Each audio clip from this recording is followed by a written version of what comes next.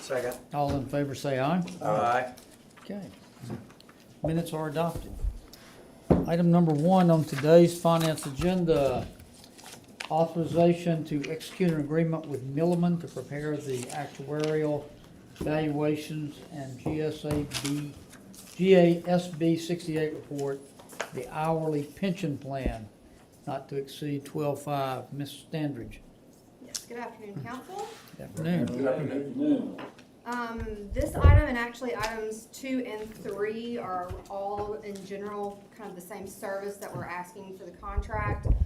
This is for actuarial valuation services and GASB 68 report, which is the Governmental Accounting Standards Board. It's their statement number 68 that requires valuations of this type of pension plan. And we ask for Milliman to be the service provider for the hourly pension plan. They've done it for the past 5 years at least. The total is not to exceed $12,500, and the plan actually pays for this item. Okay, any questions? Motion approved, second. All in favor say aye. Aye. Okay, item approved. Number 2, same type thing with Kavanaugh McDonald to prepare the GASB 68 reports for police and fire pension and police and fire supplemental and GASB 75 reports for post-employment health care. Total Yes. not to exceed 24.2.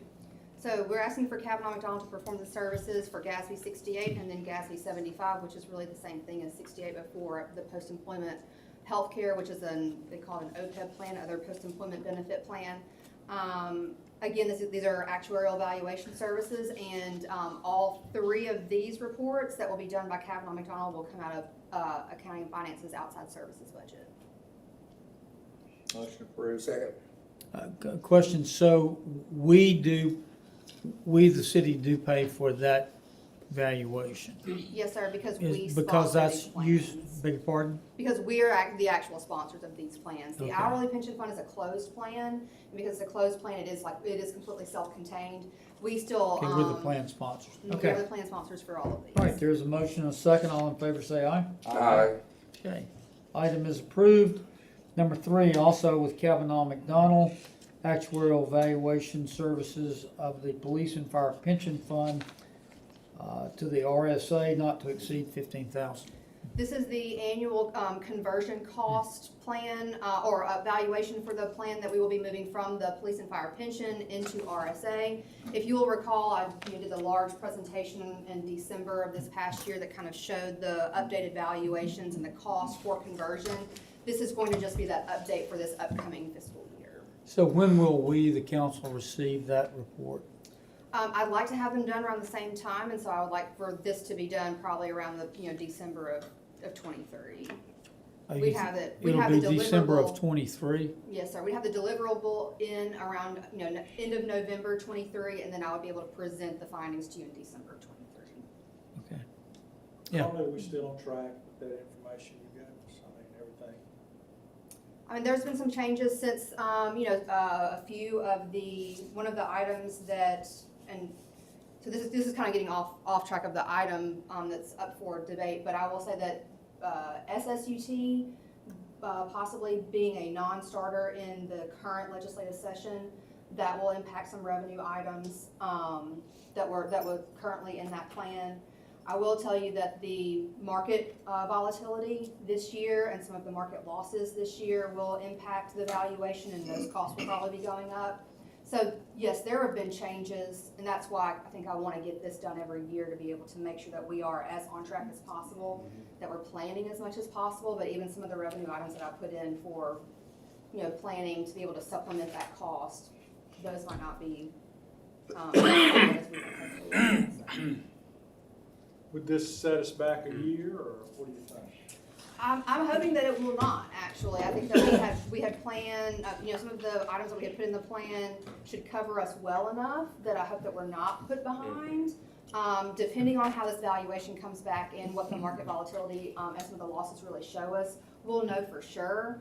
But there was enough in that 10-year plan that I think we have options to move around. Obviously, a lot of it will come to the will of the council. And what you're willing to kind of put on the table and not, but I think there are options. Well, we can't control some of those things you're talking about. so Right. We just have to see. Right, yes, sir. I just want to stay as up to date on what is happening as Yes. possible, and that way we can plan as best as possible. All right. We're paying $15,000 a year to watch the mouse move through the boa constrictor's digestive system to hopefully eliminate as many surprises as possible. Is there a motion? So moved. Second. All in favor say aye. Aye. Okay. Item is approved. Item number 4, authorization to execute funding agreement with Para for the 2023 Epsom's Women's Golf Tour, total of $100,000. Ms. Stanley.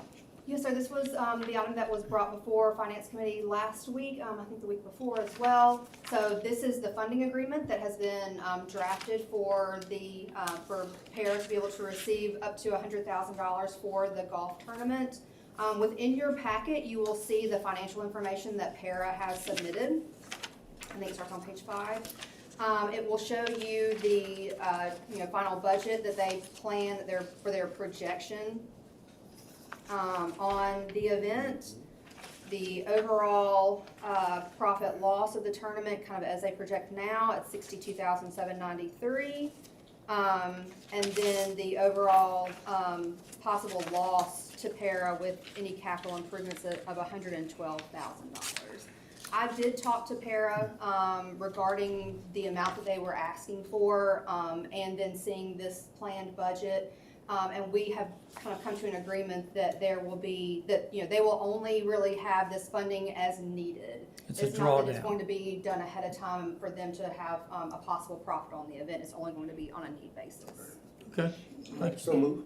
Second. All in favor say aye. Aye. Okay, thank you, Ms. Sanders, for preparing that up. Fine, Mike, thanks for submitting those financials, and they were simple and followable. I appreciate it. Item number 5, authorization of supplemental funding agreement with Tuscaloosa Public Library, special allocation of $217,733 with funding source proposal. Yes, sir. So this one is going to be a little bit more involved. I have gotten some financial submissions from the Tuscaloosa Public Library that does substantiate their shortfall within the Weaver Bolden branch. Total for fiscal 23 of about $326,000. It does seem that all boxes are checked on that front, and so, per the will of the Finance Committee, when we were talking about this before, would be to fund the rest of the funding contract for the year with that shortfall in mind. And so if you take the number of months from May through the end of the calendar year, because that's when our funding contract is on, that would be a total of $217,733.38 to go back into the a supplemental funding agreement with the Tuscaloosa Public Library, specifically for operations of Weaver Bolden. So moved. Second. All in favor say aye. Aye. So I do have a funding source proposal that I'd like to go over with the Finance Committee because it is somewhat involved, and if I can get your direction about how to proceed with that. So this is going to be one of the items that Accounting and Finance has looked through to be able to find this funding is reevaluation of every department's fuel allocation and then their auto maintenance allocation. So the fuel, I'm assuming we found ourselves with overages because gas fell after we budgeted, right? Yes, sir, correct. So last year during the budget process, gas prices were kind of at the highest that they've been over the last couple of years. And because we were trying to be as prudent as possible at the time, we took those higher dollar amounts and then applied it to actual usage for all the departments. So currently we are tracking to have a budget availability in our fuel usage of almost $800,000. Now juxtapose that with the shortfall that we'll have in our auto maintenance budgets, again, across all departments.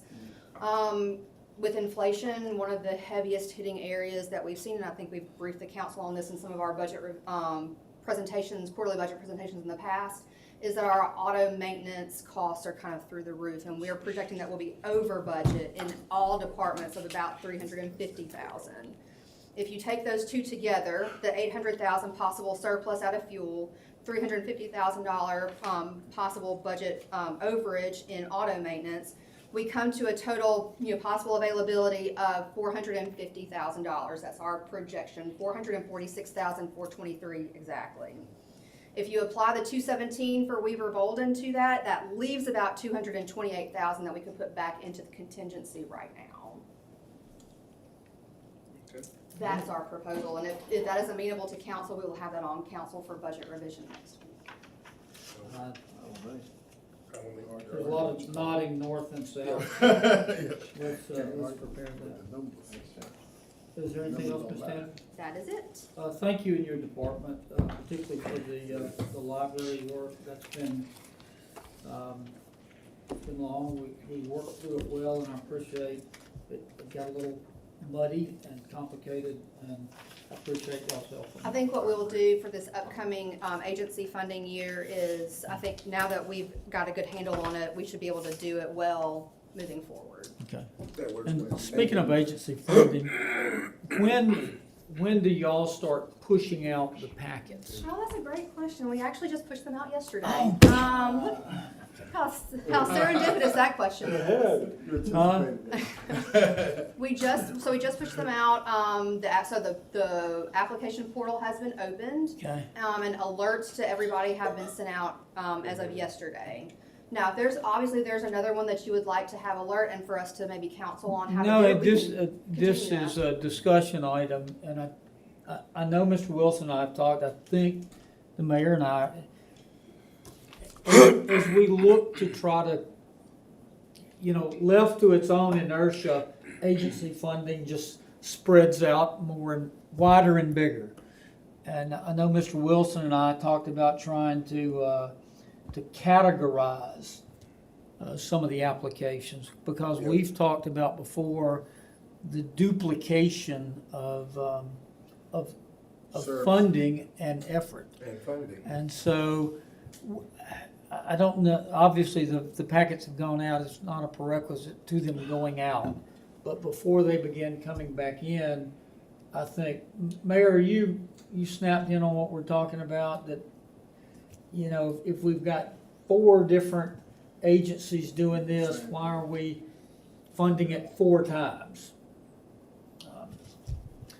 So expect for, in discussion form, I think for both Mr. Wilson and I to provide some input on that. Absolutely. And Mr. Crowe, you're welcome to dirty your feet in that pond. If you will. would so. I'm sure I will. Trust me. I'm sure I won't be shy.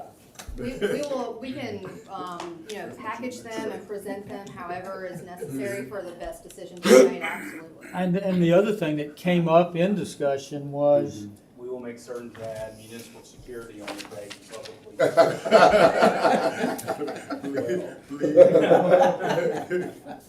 Please. do we have any requirement that when we receive a request from an agency, is there any existing requirement in our guidance that request, as well as the financials submitted, are attested to by the head of their board? And I asked that with Para. We went through some confusion a couple of times a year or two ago, where you have different entities of an organization making requests, and at our level, we're going, you've got a board, what is it the board wants? Do we have that requirement now? No, sir, there's nothing that, I guess, we don't go back and call the head of their board to say, are you sure you want to submit this? No, I didn't mean like that, but for example, with the para submission,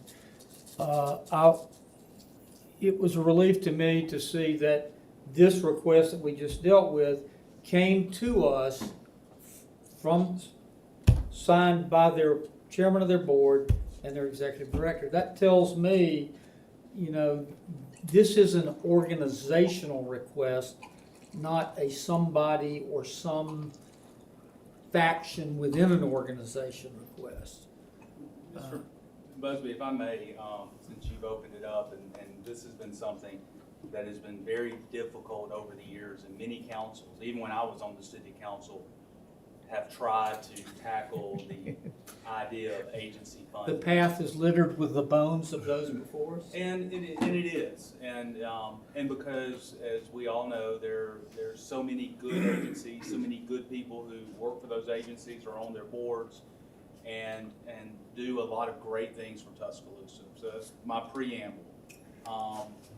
There's the what I call the big mules, your paras, city schools, EDA, TTS, library.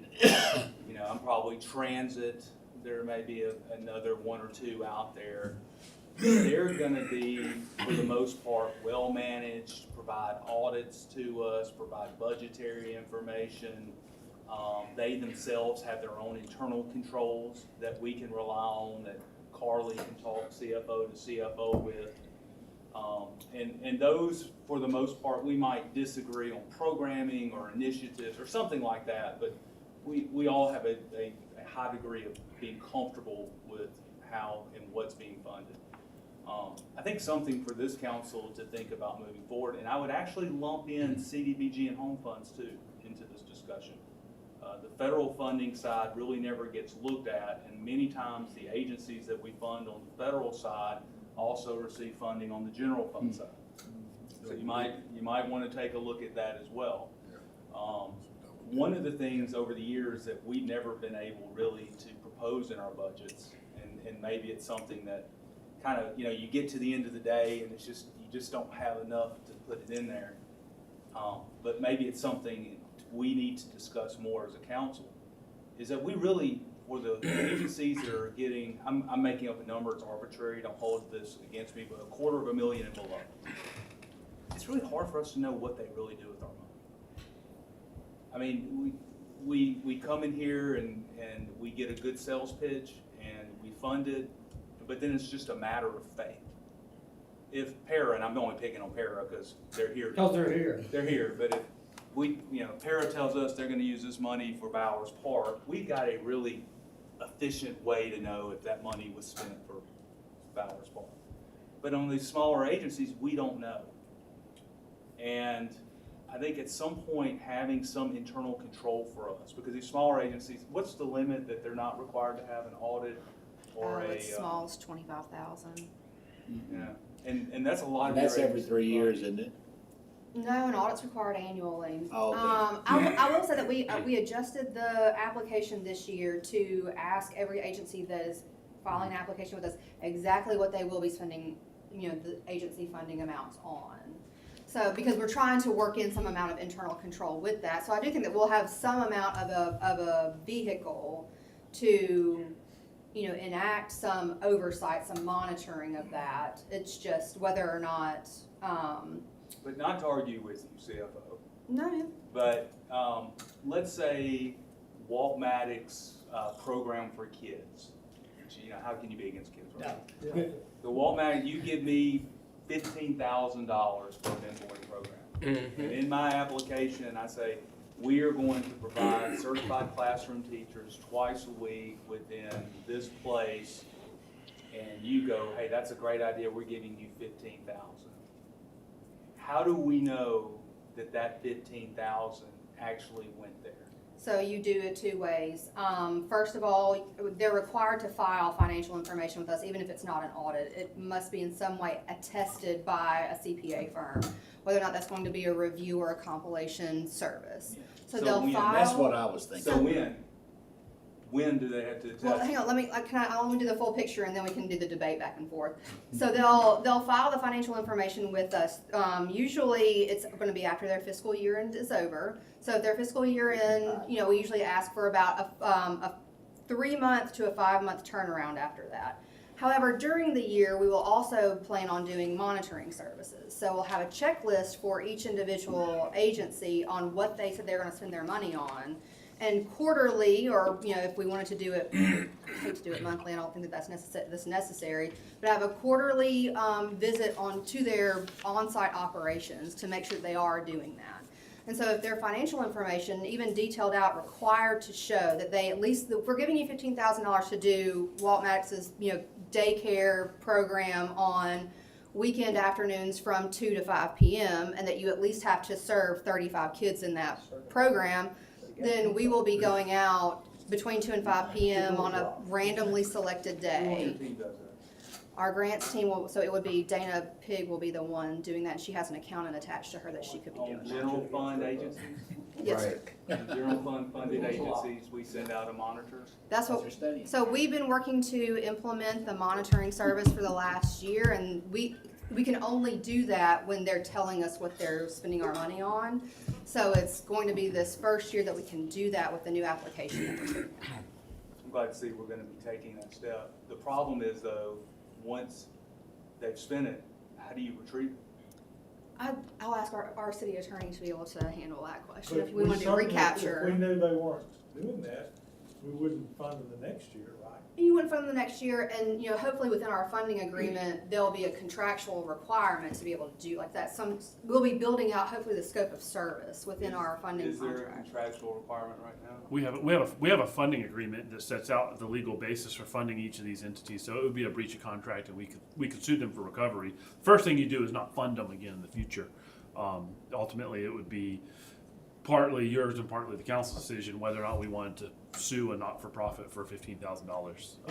Obviously, yes. It's good to see that those internal controls are being stepped up on that. Yes, I don't know if we would sue a nonprofit. It'd probably be very difficult I'm gonna let you and your communications The team. ones that apply, how do we, to get that back. the ones who apply for the funding, do the council get opportunity to see who we award before we award them? Oh, yeah. We go, I just wanna make sure, 'cause I know it should be some new ones. And that's one thing that I would, you know, we haven't done the agency presentation yet, just 'cause we haven't gotten any of the applicants in.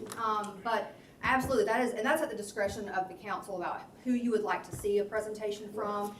You know, I know in the past, like the mayor said, that they're the big giant ones, and you know, you usually want a presentation from the big ones, plus possibly any new ones that are applying this year that have never applied before, so you've never really talked to them before. We could do a mix of anything that you would like to do. That's fine. Yeah, we picked that. So, thank you for this addendum conversation. Again, I'm kind of slow on the uptake, but over the last 2 or 3 years, you begin to learn the things that, you know, and one thing I've learned is that there's often factions within a single board, each representing Different faction. their faction is, and you know, it's like, that's not our problem. Y'all have a vote, put the board chairman's stamp on it, and that's who we're going with, not who you represent. And then the other one is, you know, when we get these presentations of these grandiose capital plans or funding arrangements, and you know, it's gonna be this much and our portion is this much. And then we need to make sure we check up the next year and make sure that they didn't just raise this much. And then the categorization, Ms. Wilson and I talked about, where, you know, certainly there is a case for multiple providers of some services. But we need to have that, we need to look at it so that we're seeing it and consciously going, okay, we're providing funding for this here, there, and there. Or we're just providing people with jobs Right. as opposed to getting anything done. Or let's say, I'm gonna take your approach, Matthew Wilson's community Fund for coalition good. fund. Fund for good. Fund for good. Yeah. And here it is, I might have 15 kids. And we're paying you $84,000. And Mr. Lanier So has, don't put me in. I'm gonna call you, he has a group called Community Help. And my kids, We're gonna fund that. hold on, listen, right? And Community Helps kids are also going, I mean, my kids are also going to to what he's doing. Yeah. He has a very large group of impact.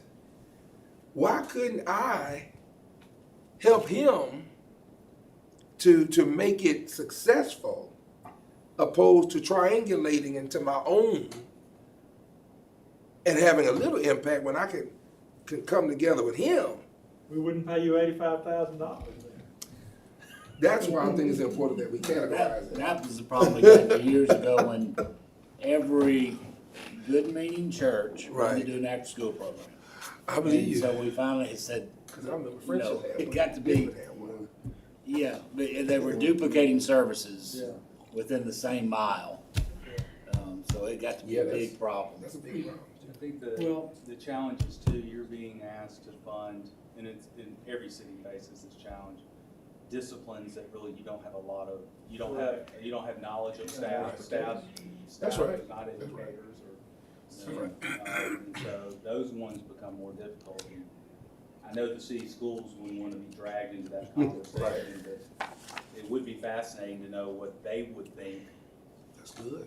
of a, you know, if you have 4 or 5 different after-school programs, what do they really believe about those programs? And I'm not saying that to put them in an awkward position, but. But it puts them as the nexus to be a Yeah, checkpoint. And Yeah. they, you know, and they certainly would have a better idea about the performance measures that we see, that are submitted to us. Again, that's why, I mean, it's just difficult. It really is a really difficult thing for the city council, because we don't want duplication of services, but you all know as well as I do, the moment you say Group X, we're not gonna do this because there's 15 after-school programs in Tuscaloosa. Oh, I know. Well, and I think that what you're asking for just again is that extra level of accountability when it comes to what they're spending your dollars on, and to be able to have that level of accountability to be able to make the decision the following year. And I can tell you that, you know, the services that we're trying to implement right now, that's going to be in its infancy stage. There's going to be, you know, I'll take Para because they're in the room also.